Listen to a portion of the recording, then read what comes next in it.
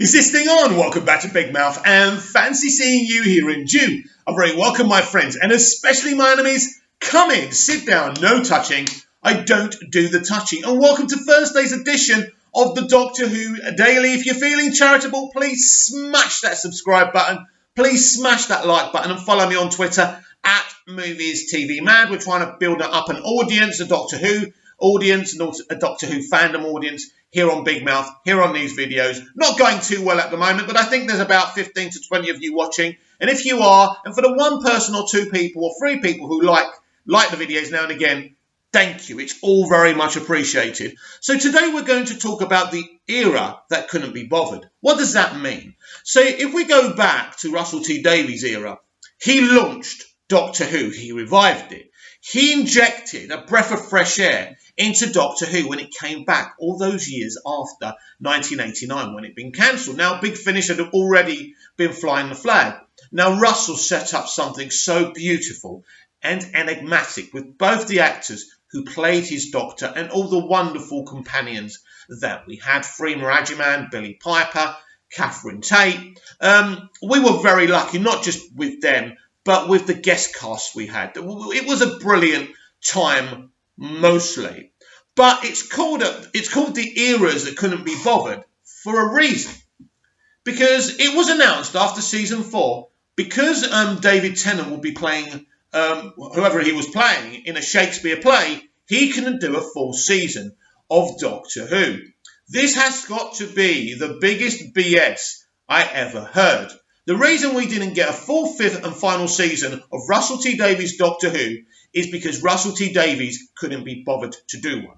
I love you, Russell. You are my hero. I love your era of Doctor Who. You did something amazing with the show, and I still rewatch it, and I still think positively about you and what you did. What you did was amazing, and we all owe you a debt of gratitude. But simply, Russell, you couldn't be bothered to do a season 5, so you came up with this Black Ops cover story that you couldn't do a season 5 because David was doing Panto. First of all, why did David have to do Panto then? There were so many times that not Panto, but a theatrical play or whatever, right? He could have done this. He was leaving Doctor Who. There was no need to do it then.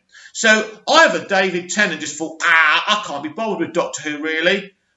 Or Russell T Davies said, you know what, David, we both can't be bothered. Basically, this was a case of not being bothered. So what did we get? I think the David Morrissey Christmas special was brilliant. And I really enjoyed that. And it was emotional. The Planet of the Dead, the Easter special, was horrible. It was horrible. And Lady D'Souza was one of the most cringy, annoying companions, or whatever you want to call her. She was literally a sexual harasser.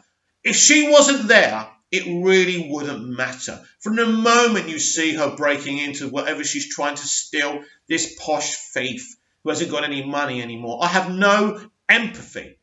She had no relatability. And it was terrible to watch. It really, really was. She was horrible. And really, Tennant was amazing. It looked great. It was an okay story. But she spoiled the whole thing for me. So this was a middling special. This is Russell T Davies' final run. And he didn't even write this episode on his own. He had help. I think it was a hindrance rather than a help. It just wasn't very good. It wasn't horrible. But Lady D'Souza was awful, cringy, and annoying. And I can't believe people still want her to be a full-time companion. But everyone's entitled to their opinion. Not everyone can think the same as me. That would be going back to Nazi Germany, and we don't really want that. Or having the Daleks being in charge. Anything's got to be better than Boris Johnson, though. Anyway, right? So that's that. We were really let down as fans. No season 5. No 13 episodes in season 5. To give David the send-off he deserved because he didn't want to do it, or Russell just couldn't be bothered to plot a full season. So Russell T Davies clearly couldn't be bothered. So then we come to Stephen Moffat's era. Again, you could tell the excitement he had during season 5 and season 6. Now, I know people have got issues with the season 6 arc and with how season 6B seemed to be watered down. But I think season 5 and 6 are really good seasons, and I enjoyed them. But then we get to season 7. Again, not the worst thing I've ever seen, certainly not the best thing I've ever seen. It was okay. The first 5 episodes, the long extended farewell tour for Amy and Rory just bored me. Asylum of the Daleks was pretty good. I liked it. I think there was a couple of episodes in these because these really were like specials rather than episodes of Doctor Who. So I kind of liked the farewell episode, the Angels Take Manhattan or whatever it's called, right? I was never really at the time that into Amy and Rory, so I wasn't really that into that. But then it came back, and I thought the introduction of Clara on the Christmas episode was really good. The Snowman was really the moment I embraced Matt Smith's Doctor. So I really started enjoying it then. I think it was because Amy left. I just couldn't get into Amy, to be honest with you. Now when I look back at Amy and Rory, I like them more than I did then. But yeah, they were never my favourite companions, that's for sure. But I didn't despise them or anything like I did Lady D'Souza. So the whole Clara thing for me, even though people complain she's a plot device, I actually preferred her as a plot device to what they did with her in seasons 8 and 9. Because in season 8, she was just totally unlikable. Now, I know they had this interesting toxic relationship with her and the 12th Doctor, but ultimately she came across as she just didn't come across as a very likeable character. How many times did we have to watch her slapping the Doctor?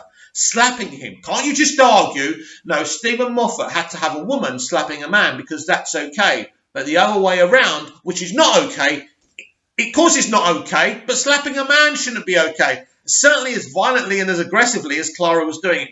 So Clara was pretty unlikable when she wasn't a plot device, but I really liked her, and I related to her when she was a plot device. And to be honest with you, there's nothing wrong with being a plot device when it's done well. And the Clara mystery, for me personally, was done really, really well. And so I never had this big issue about it or her. So I liked her in season 7B. But basically, as we got near to the final quarter of Moffat's era, he couldn't be bothered. Season 10 dropped ratings because it became very, very boring and standard. Nothing like the Chibnall era, but basically this was a man, again, coming to the end of his tenure and simply couldn't be bothered. But when he came to his final episode and his finales of season 10, picked up the game again because he was interested. Because Stephen Moffat was always about penning himself in Doctor Who legacy lore for everyone to remember him. And we're certainly always going to remember him, whether you like him or hate him. But yeah, his final 2-parter in season 10 was amazing. And Twice Upon a Time was amazing. I think they worked brilliantly and they signed him off brilliantly, which is what he exactly wanted, right? And I will say this about Stephen Moffat before we move to Chibnall. At least with Moffat, he could infuriate you in one episode, but the next week he could do something so amazing you're back on his team. And that was the love-hate thing. And I never hated Stephen Moffat, and I wouldn't hate anyone who writes TV that I watch. You don't go that deep, do you? It's ridiculous. But I think that's the difference, that Moffat at least had his heart in the right place. I think out of RTD, Moffat and Chibnall, Moffat is the real deal Doctor Who fan. He's the one I believe is, really loves Doctor Who. And that's how I see it anyway. So then we go to Chibnall, who seems really like he can't be bothered from the very, very beginning. Lazy storytelling, no arc in season 11, can't be bothered. Can't be bothered to give Casgrow a good arc. Casgrow could have been a really, really good character because that third episode of season 11 was really important because that was built up as a great historical episode, right? And it was really, really good. So if you've got Casgrow as this character that starts off as a space racist but is redeemed by being inspired by the Doctor because that's what the Doctor's always done. Certainly in the revival and from a smaller extent from the classic era as well. So Casgrow could have become a character that we got to know, like Captain Jack, who starts off as a space racist but becomes our friend in the end. And we see that people who are racist can change their ways through education and inspiration. But not Chris Chibnall, not extreme left Chris Chibnall. Once a racist, always a racist, and you have to be a white male.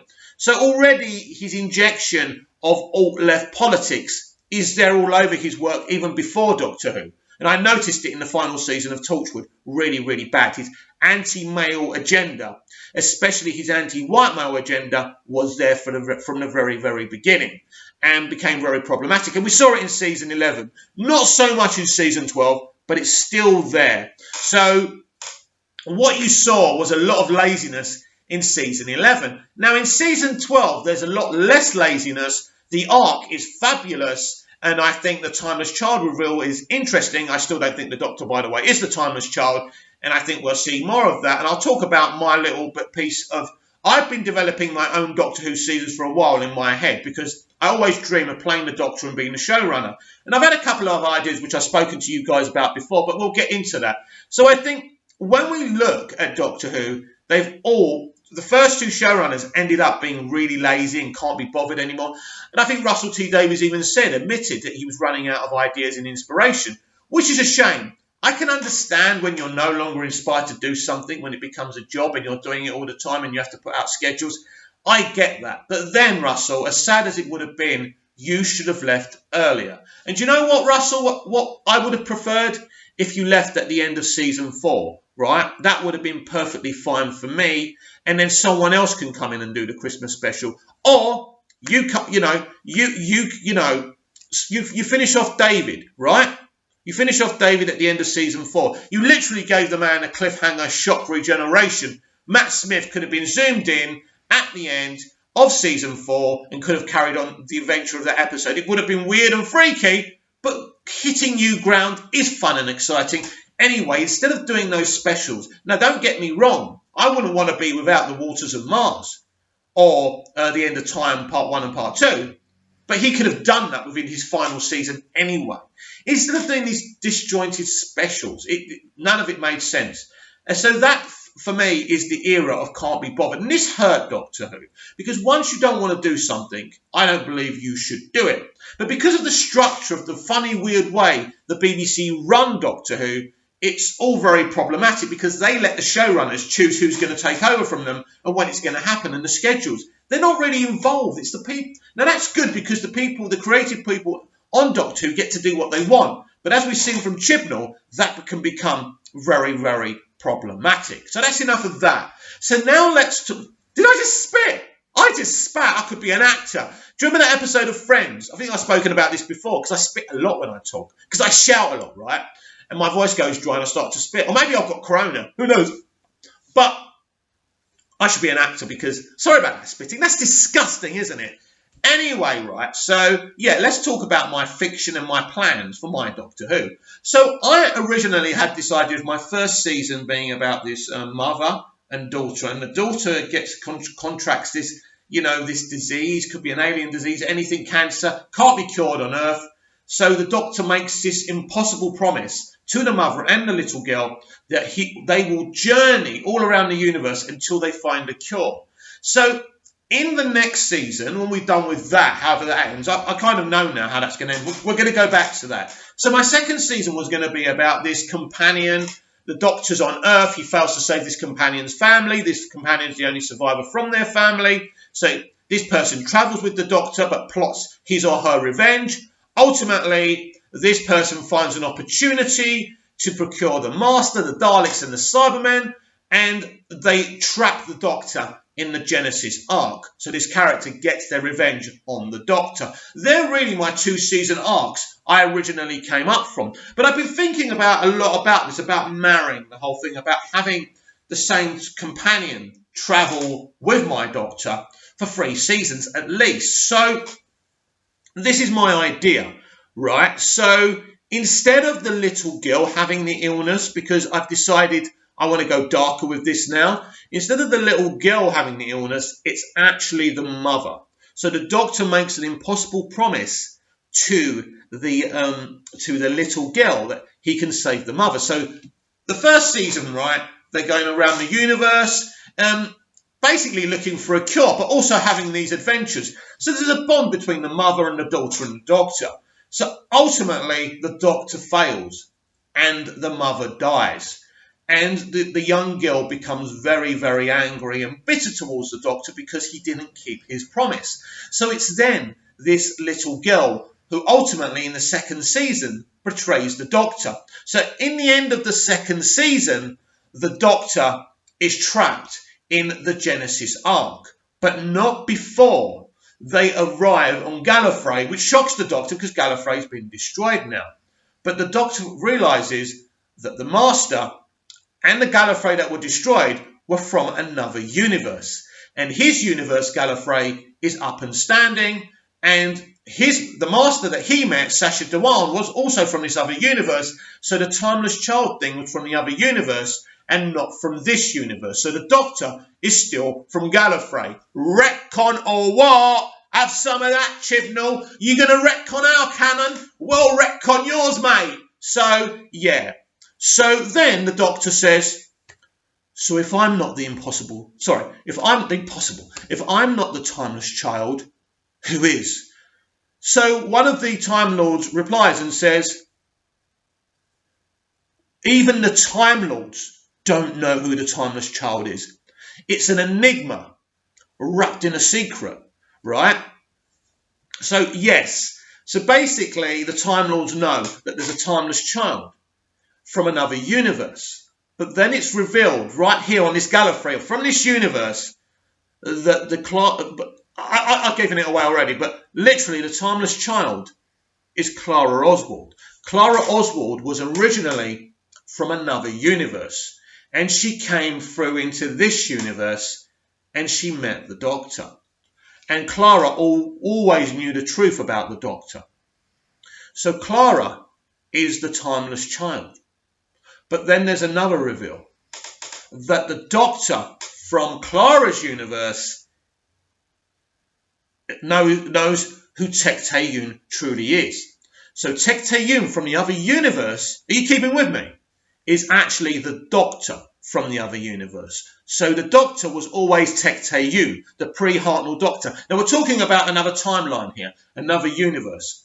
This devastates the Doctor. He's got tears running down his eyes, and he turns to Clara and he says, how can you ever forgive me for what I've done? So she says, my dear Doctor, as she wipes his eyes, there's nothing to forgive. You didn't do those things to me. She did.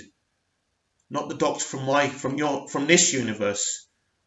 Then they embrace, and she holds his hand, and they walk into the TARDIS. But then, as they're about to walk into the TARDIS, or as they do walk into the TARDIS, the Doctor hears the Cybermen and the Daleks, and the little girl reveals what she's been planning, and the Doctor is thrown into the Genesis Ark, and all these entities take over Gallifrey from this universe. And that, my friends, is the end of the season cliffhanger. Sounds a bit messy and stuff, but let me know what you think in the comments down below. That's what I'm coming up with, and something that would definitely be tidied up, because it's all over the place in concept form. It's just a way to retcon what Chibnall's done, show us who the Timeless Child from the other universe is, and find out the backstory and all of that, sew it up, and then take Doctor Who to a brand new place in this era. So basically we end my second season with the Daleks, the Cybermen and the Master, a new Master, not Sacha Dhawan, taking over Gallifrey and ruling it, right? So how is the Doctor going to escape the Genesis Ark, right? What's that going to do to him psychologically? The Genesis Ark is bigger in the inside. It's Time Lord technology, as we found out in the Season 2 finale, Doomsday, right? So we know it's infinite, like the TARDIS. So he's going to be stuck in this infinite space. He's going to be going insane. And that's something I would show in the Season 3 premiere, and something we would echo going through the season. And I've always been thinking about the Doctor being trapped in a Genesis Ark, because I think it's interesting, psychologically frightening. You know what I mean? Especially with this self-isolation we're doing as well now as well. So anyway, comment down below, like, share and subscribe. And of course, I'll be back tomorrow with even more Doctor Who Daily. See you again soon. Bye-bye.